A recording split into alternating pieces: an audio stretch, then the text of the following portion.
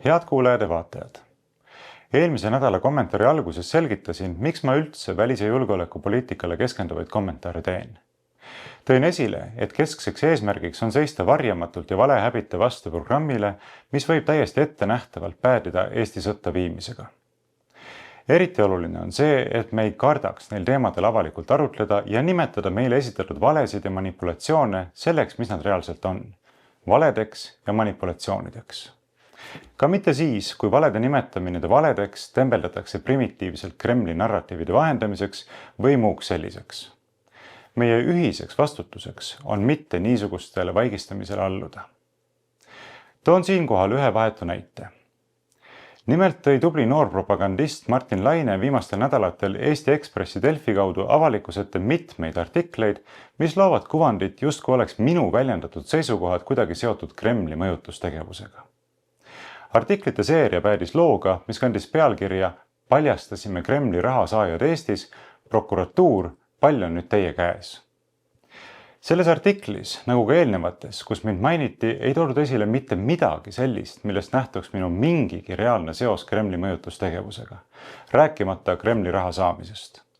Ometi pühendati minu isikule lausa artikli alapeatükk. Muu hulgas kirjutati seal, et pole vahet, kas inimene võtab venemeelse jutu eest raha vastu või teeb seda tasuta. Ja selle pinnalt teatati, nüüd, kui me selle asjaga oleme välja tulnud, tahaks näha, et sellega päriselt kaasnevad menetlused. Asjaolu, et mul ei ole Kremli mõjutustegevusega mitte mingit pistmist, on asjaosalistele kindlasti teada. Aga see polegi oluline. Oluline on see, et need, kes kritiseerivad meie oma riikliku Stratkomi kehtestatud narratiivi, saaks häbimärgistatud venemeelse jutu ajajatena. Ja kui mitte vaigistatud, siis vähemasti isoleeritud. Oluline on, et nad tunneksid nende pea kohal rippuva menetlusmööga lõhna. Ka mina pean selles olukorras otsustama, kas alluda niisugusele survestamisele või mitte. Minu valik on mitte alluda. Ja ma loodan, et minu valik julgustab ka teisi valima sama. Leidma endas üles julguse välispoliitiliste sõlmküsimustega seonduvalt kriitiliselt arutleda ja nende arutluste tulemusel sündinud järeldused avalikult välja öelda. Tõsiasi on see, et meie elukeskkonnaks olev inforuum on valedest sedavõrd sügavalt läbi imbunud, et valed on muutunud justkui normaalsuseks, mistõttu paljud inimesed ei märkagi neid.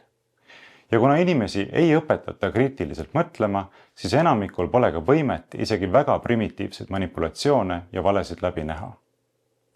Olukorra muudab veelgi raskemaks asjaolu, et inimesed ei ole võimelised igapäevaselt nende silme ette lükatavat infomassiivi läbi töötama. Tulemuseks ongi propagandasüsteemi poolt eesmärgiks seatud desorienteeritus, mis omakorda on eelduseks auditooriumi heakskiidu produtseerimisele süsteemi poolt edendatavale agendale. See järeldus vaatab meile vastu nädalast nädalasse ja see paistab kätte ka selle nädala kommentaarist. Kommentaari põhiosa juurde liikudes tulen aga algatuseks tagasi eelmise nädala kommentaaris käsitletud Eesti ametkondade poolt rahvusvahelistes vetes läbi viidud võib-olla ebaõnnestunud, aga päris kindlasti väga ohtliku mereoperatsiooni juurde.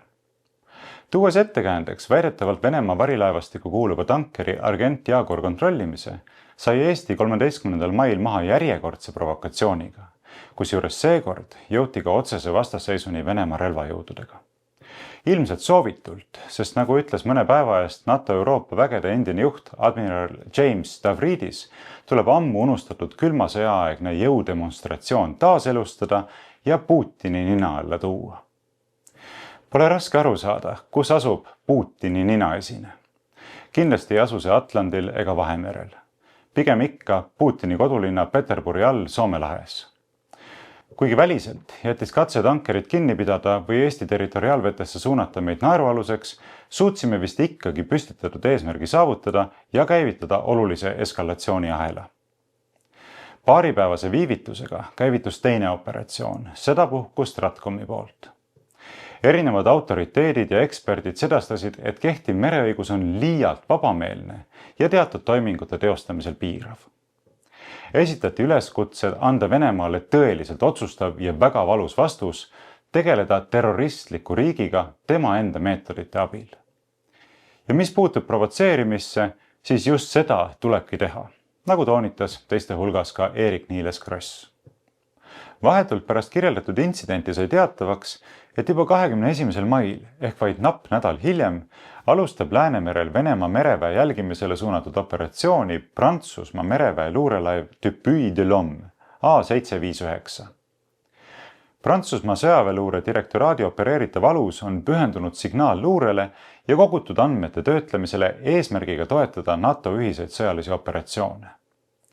Pärast Krimmi annekteerimist paiknes alus Mustal merel, 2021. aastal Hiina-Taiwani kriisi ajal aga Taiwani väinas Lõuna-Hiina merel. Ei ole kahtlustki, et luurelaeva ilmumine ei olnud mitte meie majandusvööndis juhtunu tagajärg, vaid pikalt planeeritud operatsiooni järgmine etapp. Hüppeliselt kasvanud ohutaset tajuv Venemaa asuski tegema ettevalmistusi oma laevastiku ja logistikateede kaitseks. Vene merenduskolleegiumi esimees Nikolai Patrušev ütles, et president Putin toetab väljatöötatud ettepanekuid vastuseks lääne katsetele piirata laevaliiklust Läänemerel. Teadmiseks olgu märgitud, et Patrušev ei ole lihtsalt merenduskolleegiumi esimees, vaid ka presidendi abi, varem julgeolekunõukogu sekretär ja enne seda Föderaalse julgeolekuteenistuse FSB direktor. Ta märkis ära lääneriikide taotluse mitte lihtsalt rahvusvahelist õigust rikkudes kontrollida rahvusvahelistes vetes Venemaa lasti vedavaid laevu, vaid tekitada ja kasvatada sõjalist pinget Läänemerel. Muidugi ei ole Moskvale jäänud märkamatuks Euroopa Liidu algatused meresõidu regulatiivse raamistiku ümberkorraldamiseks. Samuti asjaolu, et Eestil on seadusandlike uuenduste põhjal õigus avada tuli ohtlikult manööverdavate laevade pihta. Sellest tulenevalt on Vene-Balti laevastikule antud suunis tugevdada positsioone, hoida ära ebasõbralike riikide merevägede provokatsioonid ja tagada seeläbi laevaliikluse ohutus. Eriti kurjakuulutav on see, et kasvavat ohtu silmas pidades räägitakse uute kaitsemeetmete kasutusele võtmisest. Venelased ongi asunud kiirelt ümber korraldama Leningradi oblastis asuvaid meresadamaid läbiva transpordi turvalisuse tagamise süsteemi. Mereterminalid on paigaldamas elektroonilise sõjapidamise varustust ja kriitilise infrastruktuuri rajatiste kaitse tugevdamiseks on loomisel ühtse riikliku keskuse operatiivstaabi regionaalne segment. Ühtlasi alustas Venemaa naftatankerite saatmist läbi Soome lahe relvastatud sõjalaevade ja hävitajate eskordiga. Soome kaitseministri Antti Häkkäneni sõnul on see uus tase ja väga tõsine areng. Kuidas me selleni jõudsime? Peaks vast selge olema. Kõik märgid osutavad ju, et niisugune olukord on kujunenud mitte ebasoodsate asjaolude õnnete kokkulangevuse tagajärjena, vaid eesmärgipärase tegutsemise tulemusena. Tähelepanuväärselt leidis Patruševi avaldusi sotsiaalmeedias kommenteerinud Ukraina endine siseminister ja praegune siseministeeriumi nõunik Anton Gerašchenko, et tegelikult eskaleerib olukorda Läänemerel just Venemaa. Näiteks tõi ta vahejuhtumi, kus Vene rannakaitse pidas kinni Sillamäe sadamast lahkunud Libeeria lipu all seilava, kuid Kreeka ettevõttele kuuluva tankeri Green Admire. Meenutagem eelmise nädala kommentaariski otsustatud, et välisminister Margus Tsahkna teavitas juhtunust koheselt nii-öelda liitlasi ja ütles, et Venemaa on hakanud Läänemerel käituma väga ohtlikult. Päev hiljem oli Eesti merevägi aga sunnitud möönma, et venelased hoiatasid Sillamäelt teele asunud tankerid mitmeid kordi ohualasse liikumise eest ja käskisid sel naasta ettenähtud laevaliikluse koridori. Kuna tankeri kapten ei allunud korduvalt edastatud korraldustele, peatasid Venemaa võimud aluse ja eskortisid selle Venemaale kuuluva suursaare juurde ankrusse. Kuigi selline kinnipidamine Venemaa poolt oli esmakordne, asjaolusid arvestades igati õigustatud ja pealegi vabastati tanker juba järgmisel päeval, käsitleti seda meie meedias ometi Venemaa poolse mõjuvõimu näitamise ja provokatsioonina.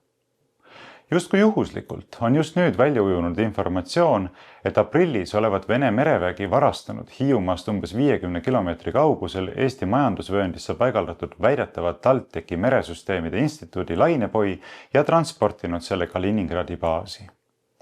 Instituudi direktor Raivo Uibo-Uppin tunnistas seejuures, et poi ei asunud päris territoriaalmeres, kuid kinnitas, et Eestil on õigus seal erinevaid toiminguid teha. Asi pelgalt omandamise fikseerimisega aga ei piirdunud, sest instituut palus mereväe mereoperatsioonide keskusel kutsuda appi lähedal asunud Läti sõjalaev, kuid lõunanaabrite aluse kohale jõudes olid venelased sündmuskohalt juba lahkunud. Missuguseks oleks võinud kujuneda võitlus Läänemere lainete intensiivsust mõõtva poi pärast, võib vaid oletada. Eesti mereväe ülem Commodore Ivo Värk siiski ei arva, et venelaste käitumises peaks tingimata nägema vaenulikku tegevust või katset kontrollida Eesti ja Läti reaktsiooni. Commodore tuletas meelde, et igasugune merekaardile mitte kantud objekt merel kujutab endast navigatsiooniohtu. Nii kummastav, kui see ka ei ole, pärineb üks väheseid üldjoontes mõistlikke ja tasakaalustatud temaatilisi seisukohti endiselt peaprokurörilt Andres Parmaselt. Süvariiklane või mitte, aga juristina tuletab Parmas meelde, et mereõigus on universaalne ja kehtib üleilmselt, mistõttu on igal pretsedendil selles vallas suur tähtsus. Pealegi, iga samm võib tingida vastusammu ja nõnda on eskalatsioon lihtne tekkima. Paraku on viidatu vaid vähene ja pea märkamatu hääl üldises agressiivses kisakooris. Kui kurss on määratud ja isiklik valu veel kogemata, siis märatsemine jätkub. Ka Saksa kantsler Friedrich Merz ütles esmaspäeval, et Ukraina toetajad läänes on üritanud kasutada Venemaa ja Ukraina kõneluste saavutamiseks kõiki nende käsutuses olevaid diplomaatilisi võimalusi. Aga midagi ei ole teha. Võimalused rahu saavutada on tänaseks ammendatud. Ka Putini soovi jätkata rahukõnelusi Türgi vahendusel Istanbulis, mitte Euroopa poolt välja pakutud Vatikanis, loetakse nii-öelda raskendavaks asjaoluks. Otse kui hüpnoosi seisundis viibides profeteeris Merz, et peame olema valmis, et see sõda kestab kauem kui keegi meist sooviks või oskaks ettegi kujutada. Terasemalt meediat jälgival inimesel võib muidugi tekkida küsimus, et millal ja missuguse ettepanekute paketiga konkreetselt Berliin viimati Moskva poole pöördus. Aga vastus on ju tegelikult teada. See juhtus kantsler Scholzi ajal. Aga milleks urgitseda, kui tegelikult oleme ju juba sõja kasuks otsustanud? Nüüd tuleb vaid Euroopa rahvad usutavalt pardale saada. Kuna porgandit on pärast koroonat, energiakriisi, jätkuvat majanduslangust ja 4. sõjaaastat üha keerulisem pakkuda, kulub äraproovitult marjaks ära hirmutamine ja stigmatiseerimine. Dotseeriv manitsemine, mis läheb peenutsemata üle mõnitamiseks. Ilma vähemagi valehäbita käsutatakse harjakapist välja end valetamise ja sisuliste riigivargustega diskrediteerinud pseudointellektuaalid. Inimesed, kes elavad ja ka maetakse maksurahaga, kes naudivad kõiki neile seadusega ette nähtud heldeid privileege ja eritasusid, ometi on pidanud möödapääsmatuks raskel riigiteenimise rajal ahmata küsimata juurde vasakult ja paremalt. Nii küsibki endine Eesti Vabariigi president Toomas Hendrik Ilves, tsiteerin: "Armas inimene, kas sul jääb see auto alles, kui Venemaa sisse tuleb?" Ah, mis sa arvad, kulla sõber, kas jääb alles? Mõtle selle peale. Kui me tahame, et meil on oma riik, siis me peame selle eest maksma. Ja öelda, et armas inimesed, kas sul jääb see auto alles, kui me näeme, et Venemaa tuleb sisse ja teeb seda, mida nad tegid Butšas? Sellised avaldused väärivad tähelepanu mitte niivõrd öeldu enda, kuivõrd öeldu taustaks oleva mentaliteedi mõttes. Nagu kirjutas hiljuti Markus Järvi, on selliste inimeste poolt tehtavates avaldustes kokku võetud Eestit hävitava nomenklatuuri kreedo, millega hävitatavaid ehk meid manipuleeritakse, šantažeeritakse ja vaimses pantvangis peetakse. Maksa rohkem, sest muidu tuleb Putin oma peninukkidega ja teeb teile Paides Butšat. Kas arvad, et su auto jääb sul alles? Arusaadavalt on tegemist retoorilise küsimusega. Vastasel juhul võiks ju vastata, et ei tea. Hüpoteetiline lugu, eks näis. Võib-olla venelased võtavadki auto ära. Teoreetiliselt ei saa sellist võimalikku stsenaariumi kuidagi välistada. Aga praktiliselt, käegakatsutavalt on selgeks saamas, et auto võtab minult ikkagi ära minu oma valitsus.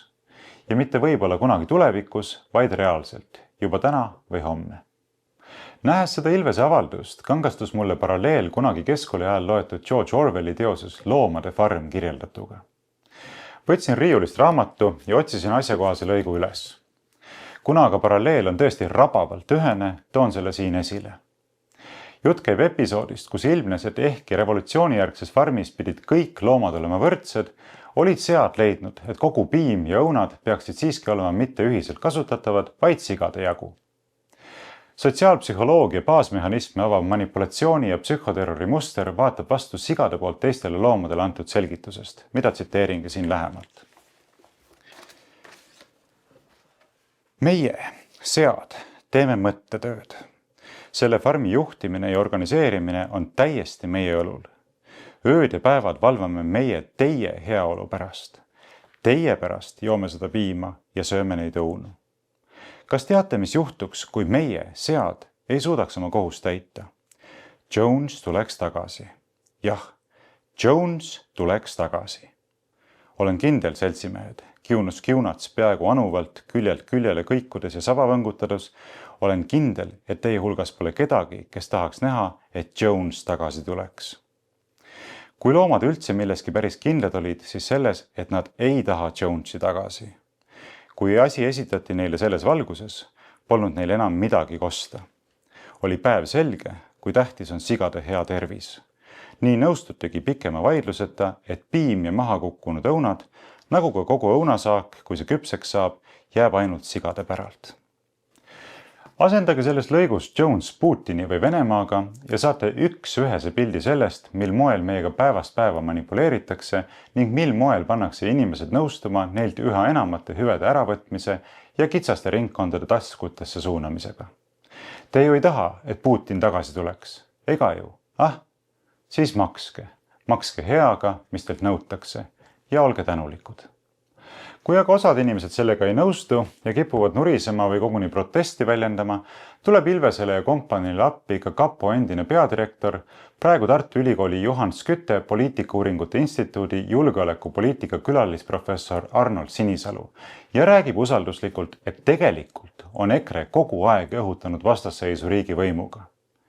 Ehk siis probleemina aktualiseerub süvariiklase silmis mitte rahva rõhumine ja riisumine, vaid selle vastu protesteerimine, rääkimata sellele vastu seismisest.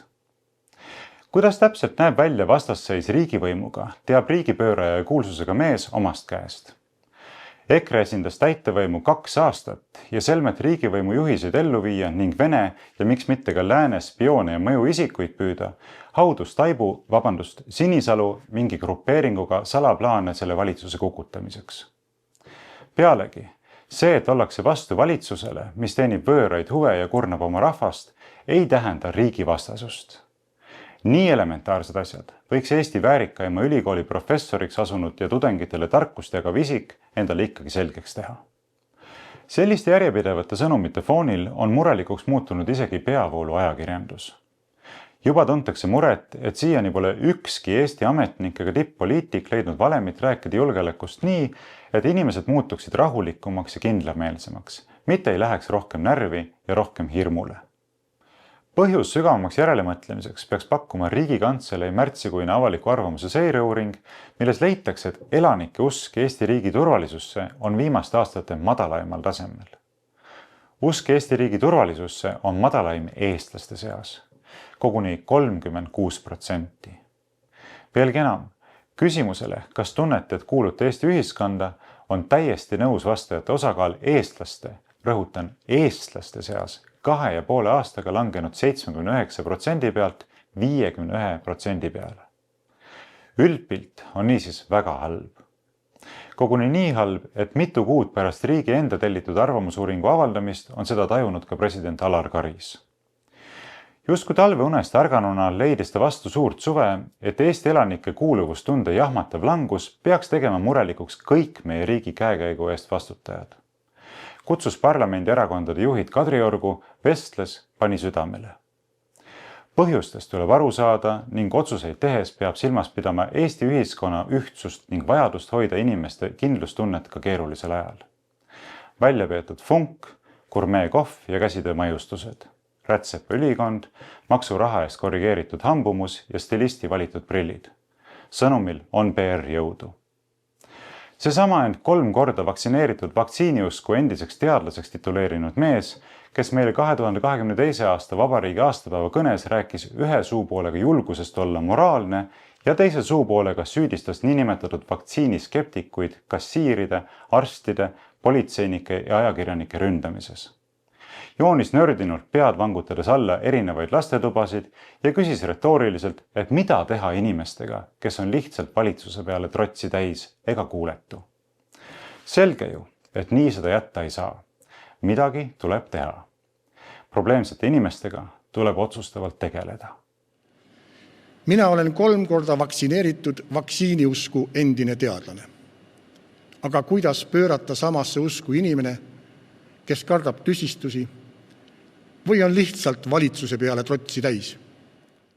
Meenutades kogemusi Hispaania kodusõjast, kirjutas George Orwell oma 1938. aastal ilmunud raamatus Austusavaldus Katalooniale, et üks sõja kõige kohutavamaid jooni on just see, et kogu sõjapropaganda ehk kogu see karjumine, valetamine ja vihkamine tuleb alati inimestelt, kes ise ei võitle.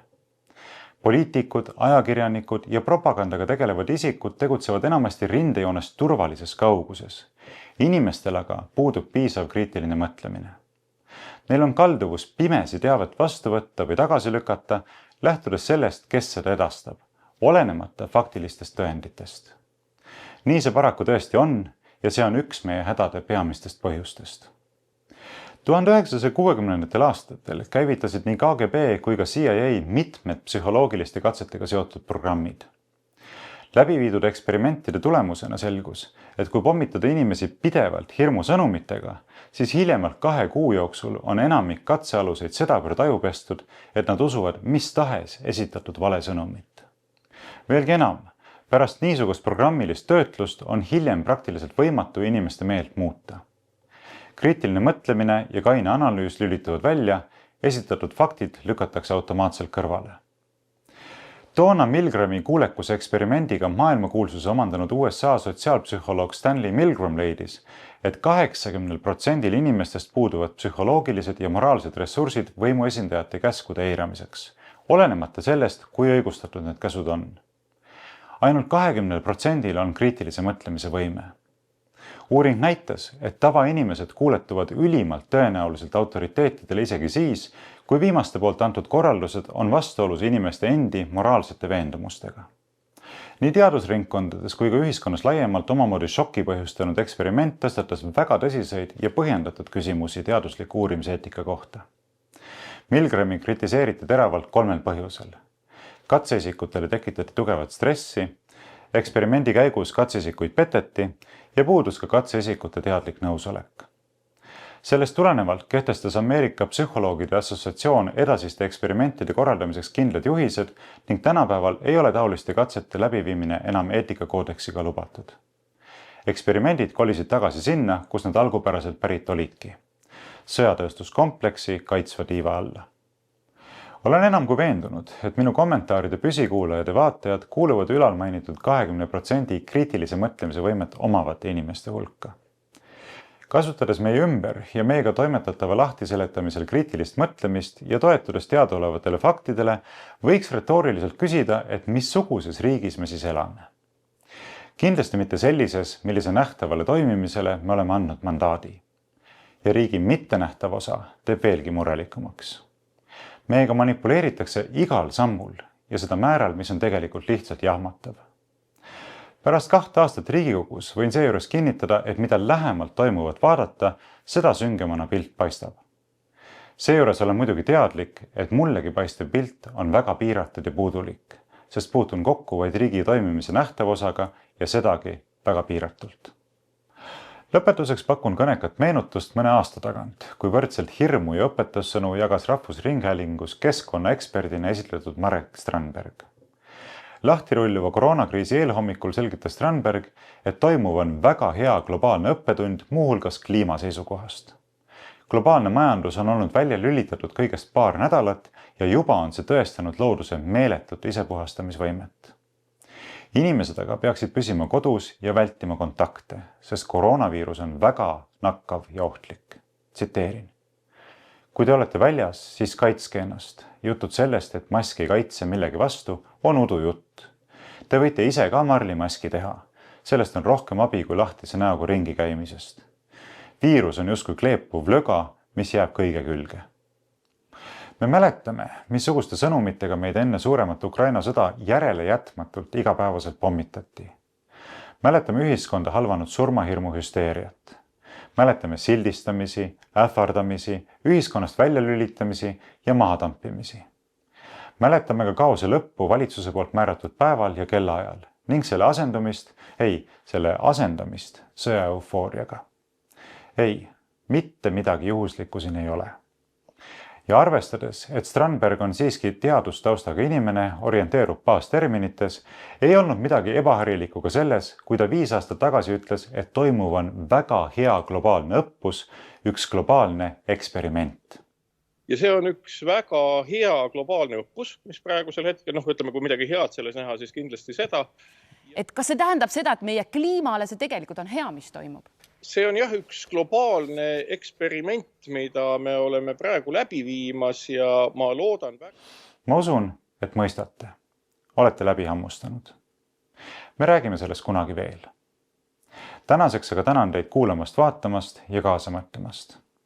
Kui peate vajalikuks minu välis- ja julgeolekupoliitika kommentaaride projektile omalt poolt kaasa aidata, siis selleks tarviliku info leiate nagu ikka minu kodulehelt aadressiga varrovooglaid.ee. Soovin teile rahulikku nädalavahetust ja me kuulmiseni tuleval nädalal.